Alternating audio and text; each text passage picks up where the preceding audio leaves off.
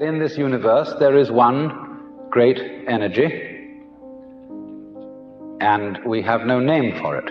People have tried various names for it, like God, like Brahman, like Tao. But in the West, the word God has got so many funny associations attached to it that most of us are bored with it. When people say God the Father Almighty, most people feel funny inside. But according to Buddhist philosophy, all this universe is one tatata. That means 10,000 functions or 10,000 things, one suchness. And we're all one suchness. And that means that suchness comes and goes like everything else, because this whole world is an on and off system. As the Chinese say, it's the yang and the yin. And therefore it consists of now you see it, now you don't, here you are, here you aren't, here you aren't. Because that's the very nature of energy, to be like waves, and waves have crests and troughs. Only we, being under a certain kind of sleepiness or illusion, imagine that the trough is going to overcome the wave or the crest.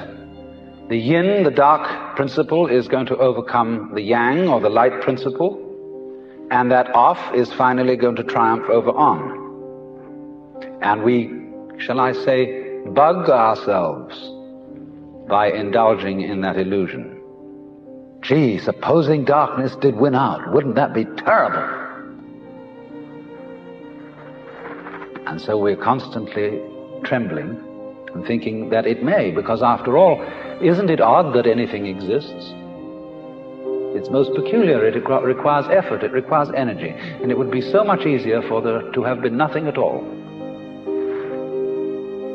Therefore we think, well, since the is side of things is so much effort, you always give up after a while and you sink back into death. But death is just the other face of energy, and it's the rest, the not being anything around, that produces something around, just in the same way that you can't have solid without space, or space without solid. When you wake up to this and realize that the more it changes, the more it's the same thing, as the French say, that you are really a playing of this one energy, and there is nothing else but that it is you, but that for you to be always you would be an insufferable bore. And therefore it is arranged that you stop being you after a while and then come back as someone else altogether. And so when you find that out, you become full of energy and delight. And you suddenly see through the whole sham of things. You realize you're that. We won't put a name on it. You're that. And you can't be anything else. So you are relieved of fundamental terror.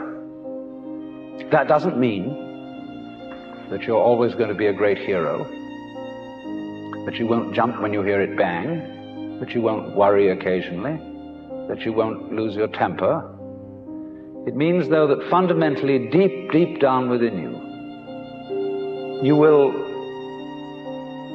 be able to be human in the pains, difficulties, and struggles that naturally go with human existence.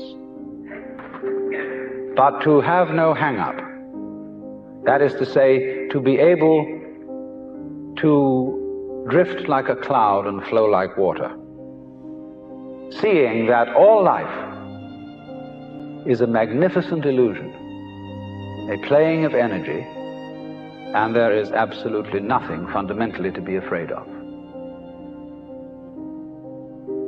Fundamentally. You will be afraid on the surface. You will be afraid of putting your hand in the fire. You will be afraid of getting sick. But you will not be afraid of fear. Fear will pass over your mind like a black cloud will be reflected in the mirror.